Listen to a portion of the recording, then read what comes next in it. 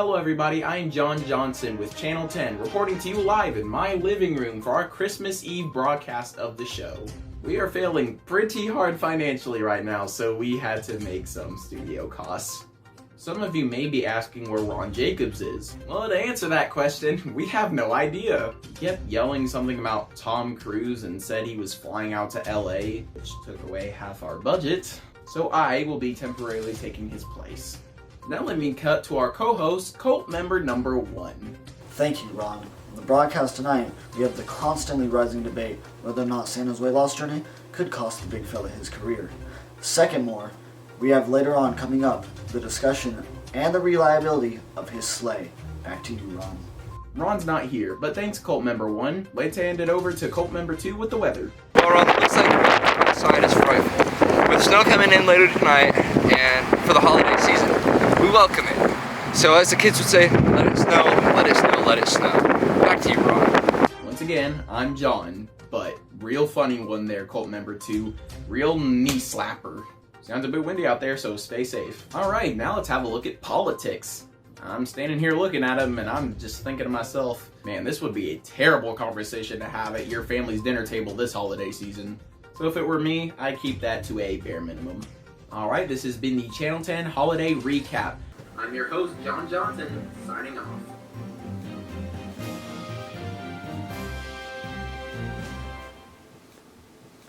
Man, I am such a huge fan of the news. I must admit, it got a little political there at the end for my liking, but it was still pretty good. What is up, guys? Me again, and it is finally that time of year again. As I mentioned before, I have a list of all my favorite holidays. The third is Halloween, the second one just doesn't exist, and the first one is Christmas. I love everything about the holiday. The decorating, the gifts, the presents, the more gifts, and of course the fat guy. And to celebrate this amazing holiday, I'm going to throw an absolutely amazing Christmas party. And it's not going to be one of those stupid mediocre ones like everybody else. This one is going to be special. I have a list of everything here that's needed to throw the perfect Christmas party. It has the standard stuff like streamers, punch, cookies, etc. And then down here there's going to be a little something extra.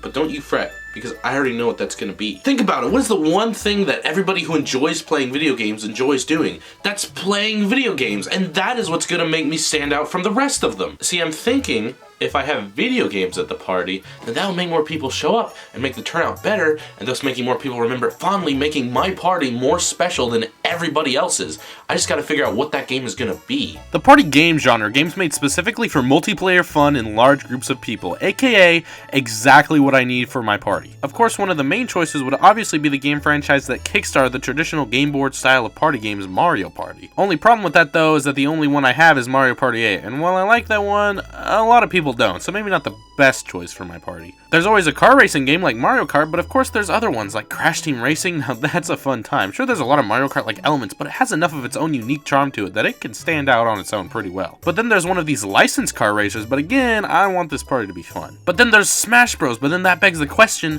which one? Well, we're just gonna rule out the first one because, well, it's the first one. While it's a fine enough game, it doesn't really make it the best. There's Melee, which is a lot of people's favorites, but it doesn't really have much side content as some of the other games. But then again, we're looking for a good multiplayer game, and this one delivers on that just fine. But we can't forget about Brawl. This game has loads of content, but competitively, it's a bit shabby, so while I love this one, it might not be a good candidate for a party. Smash for 3DS and Wii U, let's just cross off the 3DS one because, yeah, the Wii U one would be okay.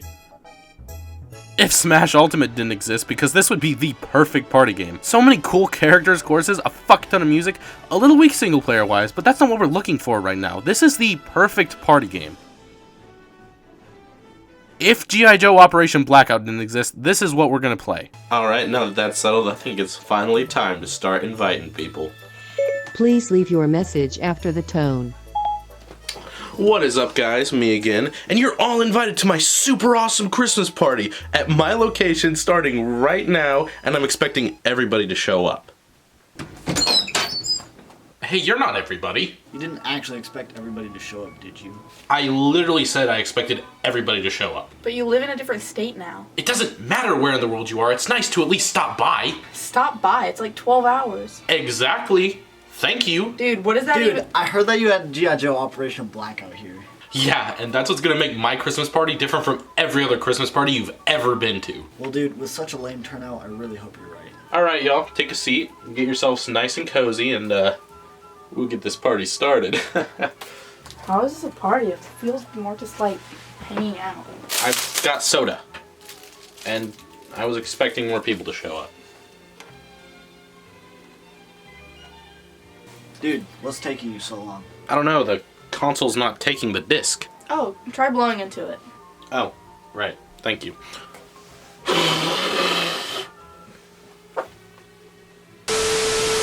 You have already played this game, Brian. Oh, that's not good. It's a little weird. Hey, guys, something doesn't feel right. Well, what do you mean? I don't know, I feel a bit woozy. I think I need to lie down.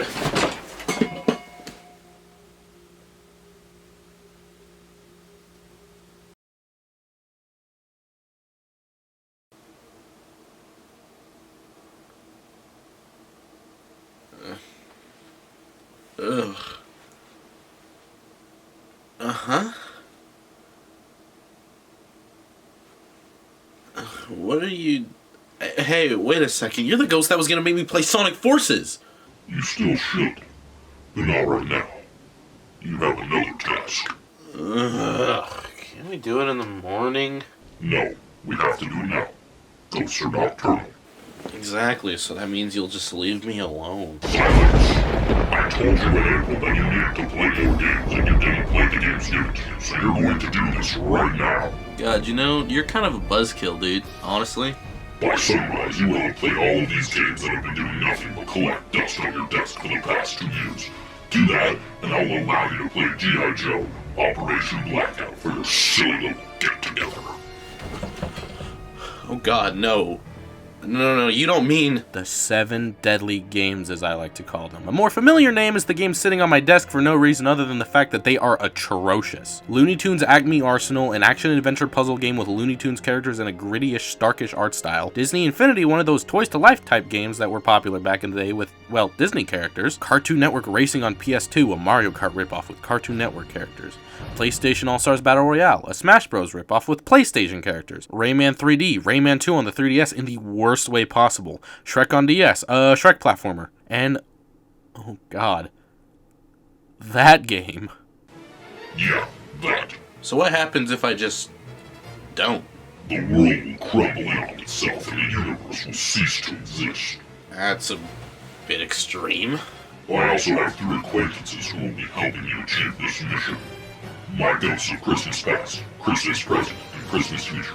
The ghost of Christmas Past will help you play the games you have experience with. Christmas Present will help you with the games you simply tried out a little bit.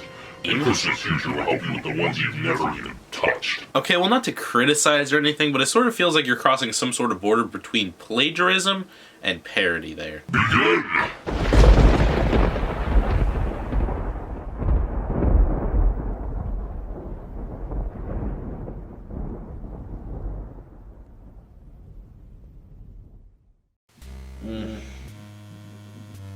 What is actually happening?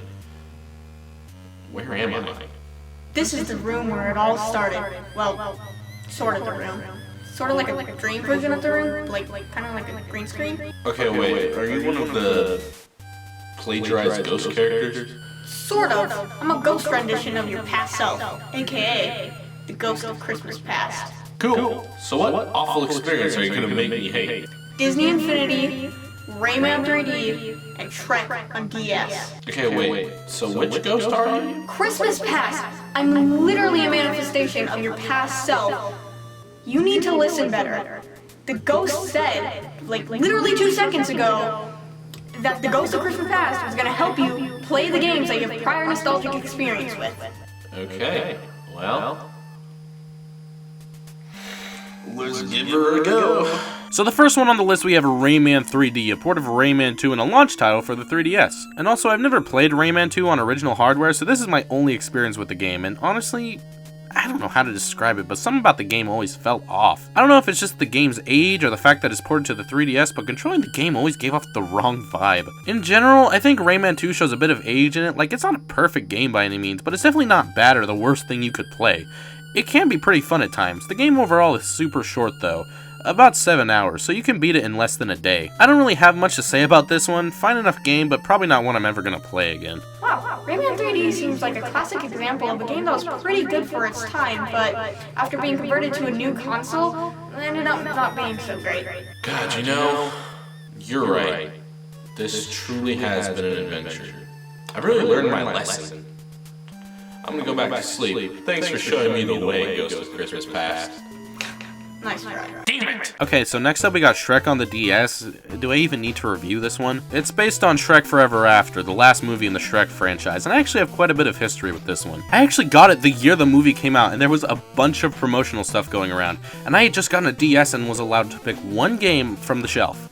And because I wasn't a very smart 6 or 5-year-old, I picked this one. I actually got pretty far into the game, like halfway through. I don't know why, I can't imagine it being that good. But I guess we'll find out, so let's pop the cartridge into my DS and give it a whirl. First of all, absolutely stellar graphic design skills on this one, guys. Like most games, this opens up with a story sequence, and I'm pretty sure this just reuses audio and pictures from the movie with like a couple new ones. I mean, I suppose why wouldn't you? It's literally based off the movie. Shrek! There you are! Did you pick up the diapers from the store yet? Absolutely beautiful game. So in this beginning part, Shrek keeps talking about how he's not the ogre he used to be, and wishes he could go back to his old life for a day, and upon running into Rumpelstiltskin, he says that he can grant that wish in exchange for a day in his past. Shrek agrees and signs a contract with the DS stylus. I sort of feel like they're trying to make this feel sort of dramatic, but like, come on. Now we get thrown in a tutorial to get a feel for the game's controls, and they're about what you'd expect for a 2010 Shrek game on the DS. The physics are a little weird and don't always work right, and the directions are kind of restrictive.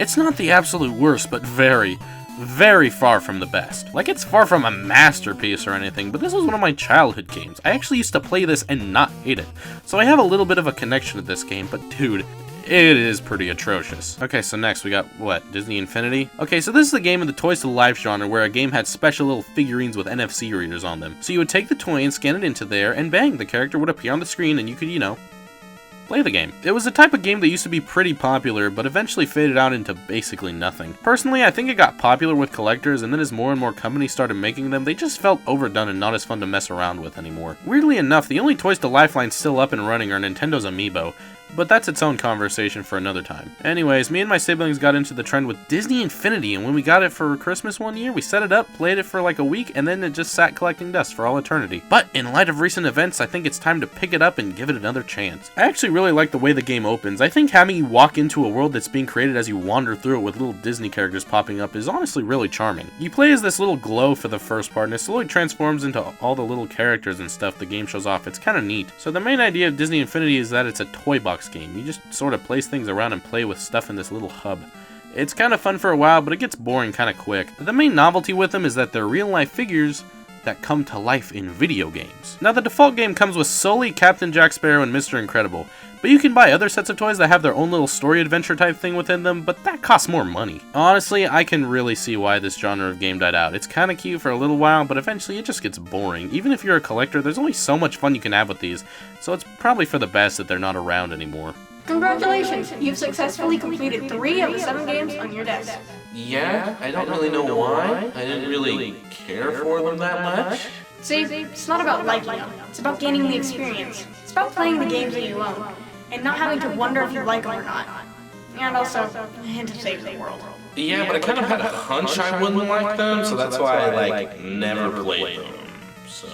You know, you're not a very fun client to work with. There's other clients? Yeah, do you think you're the only loser with 200 games he's never played? Yeah, I kind of did, actually. Okay, my mission here is done, but yours isn't. You still have 4 more games to play by the end of the night. The clock is ticking. What time is it? Like 3:30? 3:30? I'm not going to be able to finish these? Are you insane? Best get going then.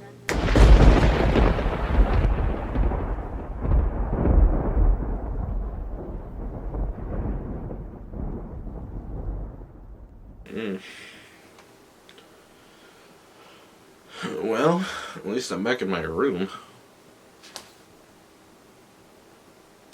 What the hell are you doing here? Ghost needs jobs too. And when you ended my last one along with my life, I had to find a new method of employment. Do you know how hard it is to find a job in this ghost economy? No, I don't. Well, it's pretty dang hard. Now I'm the ghost Christmas present for 35, 45 hours a week. Okay, well, we need to get the show on the road because we only have till sunrise till all life on Earth is destroyed as we know it. Wow, you're sure in a hurry to live for someone that killed me. Oh my god, this again? I already told you it was for humanity, damn it! Watch what you say to someone that has your life in their hands. Okay. I'm sorry I killed you. I really am. Now, can you please just give me the games I need to play so I can get this done and over with? Very well. I don't forgive you, but for the sake of my job, and for the sake of never having to see you again, I present you the Looney Tunes, Acme Arsenal, and PlayStation All-Stars Battle Royale. Alright, Looney Tunes Acme Arsenal, a gritty, darker looking Looney Tunes game. Man, what was it with games this generation and doing that? I don't even know how I ended up with this game. It was always just kind of there. Like, you know that one game that sits on your shelf forever but you never touch? Well, before I had hundreds of them, it was this one. As some of you may recall, I tried having a look at this game last year, but then upon putting the disc in and actually playing it, I quickly decided that I preferred to do other things and abruptly quit. After that day, I decided to never pick up that game or a book ever again, but now it looks like my past choices have come back to haunt me, so I really don't have a choice. Okay, so this menu is, a menu. Okay, so we get an admittedly alright opening cutscene before jumping into the action. Okay, so the game actually controls pretty good, but for some reason the attack button is the C button on the nunchuck, which is really weird when B and Z aren't being used for anything.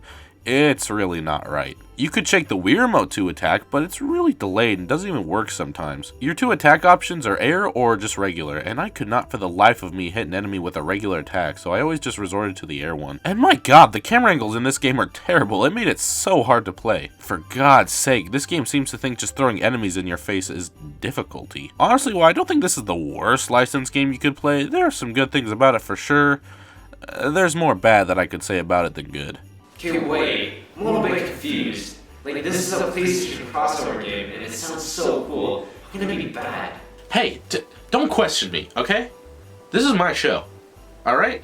And you're making me do this, so at least let me do it my way. Geez, sorry for asking. Okay, so have you ever played Smash Bros and thought to yourself, man, this is good, but I wish it weren't? Well, apparently someone at Sony did because PlayStation All-Stars exists. Okay, first of all, you know a game is going to be bad when it has a title like this. Seriously, there was nothing better you could have called this game. Like, it just screams generic Smash ripoff. Like, plus, this little Battle Royale section isn't even necessary. You would have been much better off just calling it PlayStation All-Stars and leaving it at that. The temporary title for this game when it was still in development was Title Fight, and honestly, that would have been a much better name than what we actually got. Sure, it's not like a masterpiece or anything, but it's also not terrible, at least in comparison to PlayStation All-Stars Battle Royale. But name complaint aside, maybe the game will be better, except spoiler alert, it's not. You have the lamest selection of characters, missing so many iconic PlayStation All-Stars, insanely weird controls. Like, I would have rather they just rip off Smash Bros because they did terrible on trying to make it different. The stage merging thing with the characters from one game invading the stage of another is cool, and the story mode is honestly, they really didn't try with this one. You're much better off with Smash Bros. Heck, maybe you could even try that new Nickelodeon one that just came out. Alright, and our time is up. Now it's time to face the games you've never even touched. The games of your future. The games of inevitable hell. Including the one. Wait, I don't know if I could play the one. Oh, you will. You better get used to it. Because you only have an hour left before sunrise.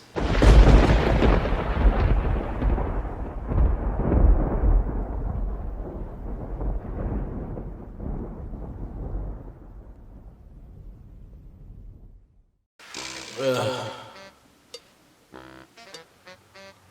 God, I know what's coming.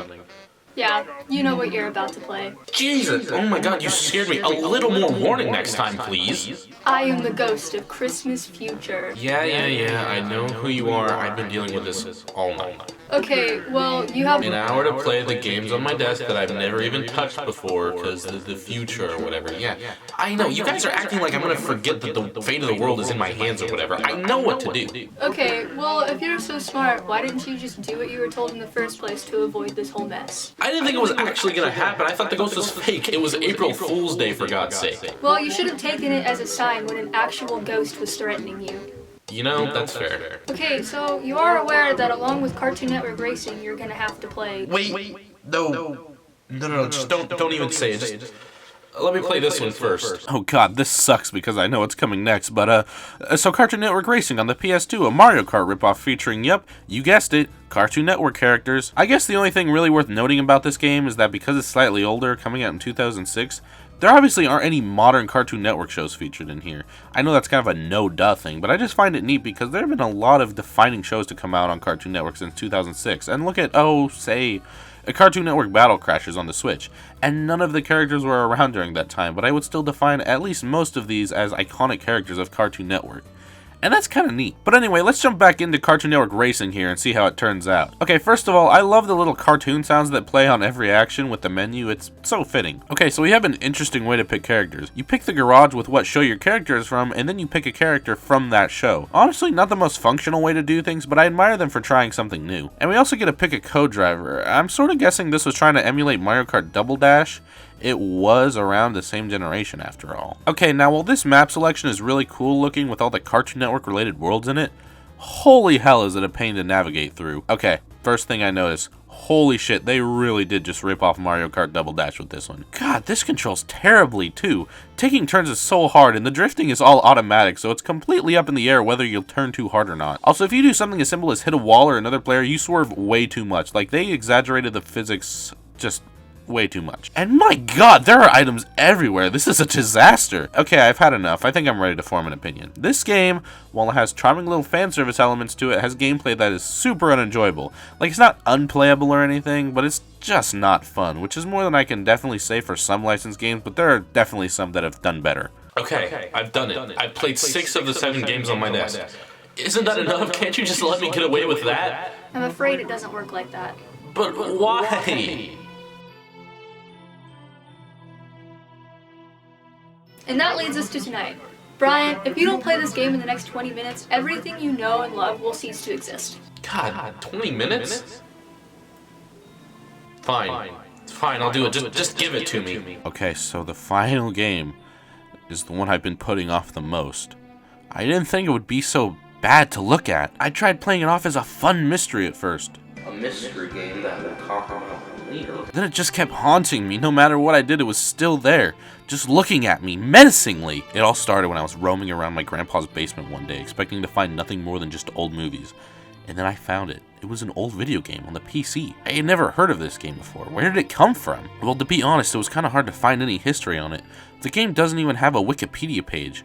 But I did find out a few things. It turns out that this was an advertising tie-in game released in Sweden and Finland free of charge for 1 day. I don't know which store specifically you got it from in those respective countries though, but I do know that after 1 day, you were able to just buy the game if you wanted. Eventually it became stateside, but you were only able to find it at Pamida stores, which would make sense because that's probably where my grandpa got it, and I found it in his house. I just don't know why. And that's all I could find about this game. It's pretty obscure, and I doubt anybody really cares about it. That game, of course, is Mall Mania, released in 1999 on the PC. One of the reasons I wasn't able to find any info on the game at first is because I looked up Mall Mania, and all that came up was some kid's book, so I looked up Mall Mania game, and it came up as Mall Maniacs, so I was confused and looked at my copy thinking I read it wrong, but nope. Mine is called Mall Mania, but for some reason Google recognizes it as Mall Maniacs. My guess is that it's probably called Mall Maniacs in Sweden and Finland, and Mall Mania over here. So that's fun. Oh God. I mean, do I really have to? I mean, how bad would it really be if all of humanity was wiped out? Are you really willing to let the fate of humanity fall between you and Mall Mania? You know, I don't... Fine, I'll do it. Whoa, what's happening? Oh God. Bro, dude, you have 2 minutes. 2 minutes? Oh, Jesus! Okay. Oh God. What's wrong? I don't have a disk drive. You what?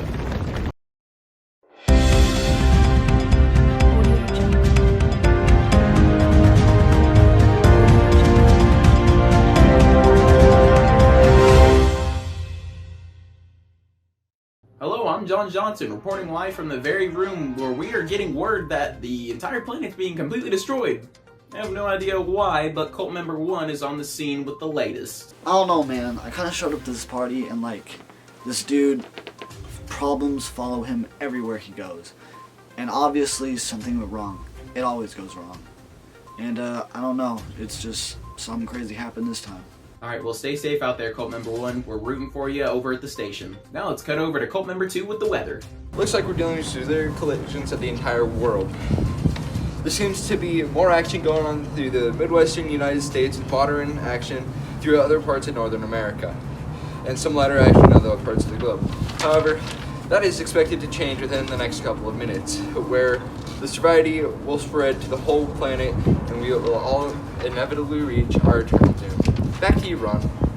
Alright, now with politics, I'm here with Rafael Muenzenberger. Alright, Mr. Muenzenberger, so as we all know, the world is coming to a complete and total end. Yet none of us have any idea why. But you say that you do. Care to elaborate? Yeah, John, so basically it's a ploy by the government. Now I know that sounds crazy, but hear me out. Now you see this picture of how the planet will look in a couple of hours, and zooming in we see a very clear view of Chester Alan Arthur, the 21st President of the United States. Now if we take this photo of a press conference that President Joe Biden gave earlier today, you can very clearly see him holding a Disney Infinity figure of Sully from Monsters, Inc. Who's to say he didn't just get done playing Disney Infinity or had plans to do so after the conference? Well, John, you know, I can't describe it, but I have this gut feeling somewhere. Somehow, there's some sort of involvement with Disney Infinity. So are you saying this figurine has something to do with the current situation? Absolutely right.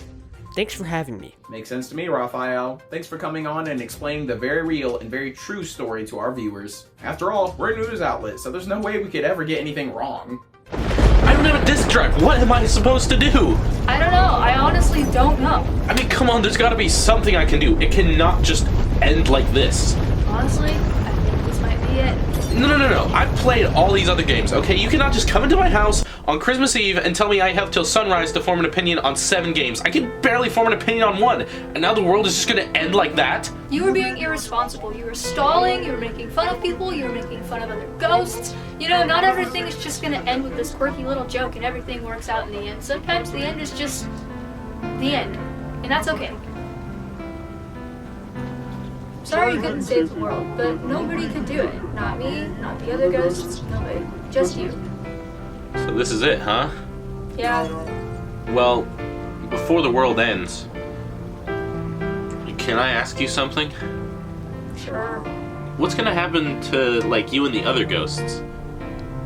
Cause, like, are you able to exist outside of the Earth? I'm not sure. I really don't remember much about being alive. I guess it'd kind of be like a second death. Maybe I'll go to heaven, maybe I'll go to hell. Who knows? But I can't stay here dwelling on this. I have to go. Well, okay then. See you on the other side. Or not.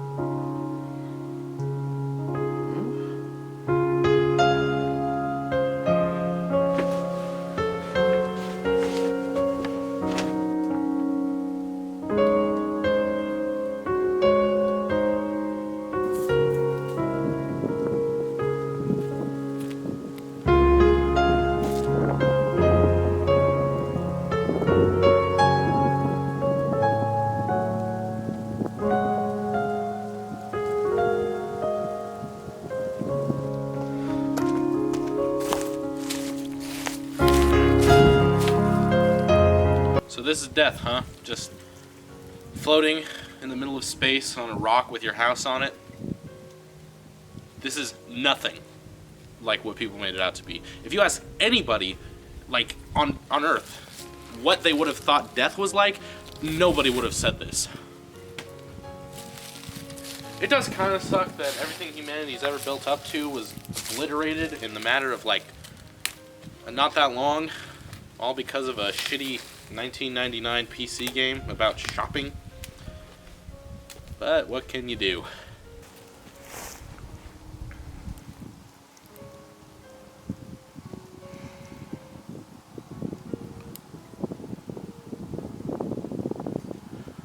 Order 1 disk drive off of Amazon.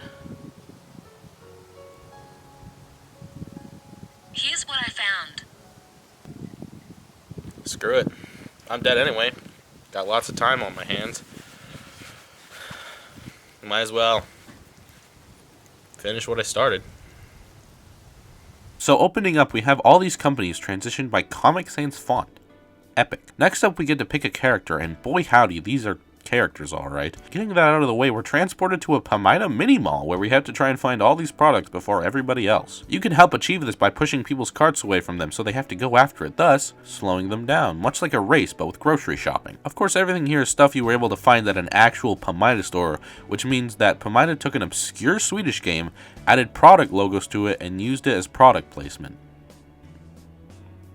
This game is absolutely legendary. I really like Mania, not because it's a good game by any means, but because it's such an obscure little thing from the 90s that most people have never heard of, and it still has such an interesting history behind it. You can literally look at any of these 7 games, hell, look at any game on my shelf, and there's a story behind all of them. Stories from development, stories from how I got it, stories from a previous owner.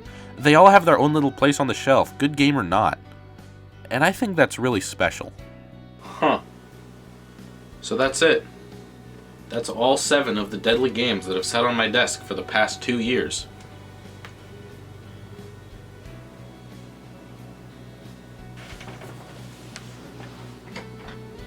Well, I guess if I'm dead anyway, I could always play these to keep me entertained.